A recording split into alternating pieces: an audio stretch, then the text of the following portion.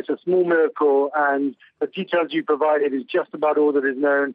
There was a woman, Rashma, who has been underneath the collapsed building, which came down 17 days ago, has somehow survived, somehow made itself known that she was alive and has been rescued. Her name is Rashma, and she's been taken to the hospital. I mean, this has been after, actually, 17 days after it collapsed. Over a week has gone by since the only operations that have been going on at the site is recovery of dead bodies. No one at all expected to find anyone alive. As you say, yet somehow as you say, David, it's more than a week now since they said they believed there would be no more survivors, and they've really been clearing the rubble with heavy machinery. This was not an operation in any way that suggested there could be any hope that someone would be found alive. That's absolutely the case. I mean, they've been using heavy machinery, which obviously creates huge amounts of risk to people if they are alive under the rubble. But what does happen in these kinds of building collapses, known as a pancake collapse, is that there are vacuums, there are places, the walls, the floors below collapse as far as the machinery below it.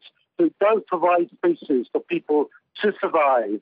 And maybe she was lucky, maybe she was in a space where there was some water or there was some food available to her for her to drink or eat.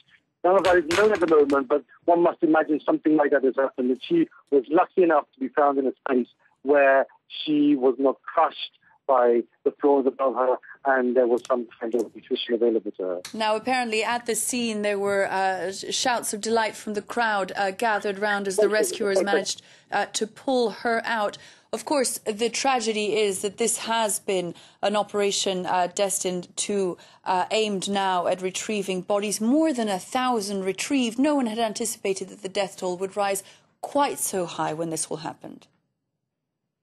Yes, nobody really knew how many people were in this building when it collapsed. The factory owners didn't have details, and so it was unclear whether they would find a few hundred more, or as it has emerged, many hundreds more have died since they have started the recovery operation. So it's extraordinary, that's as much as really can be said.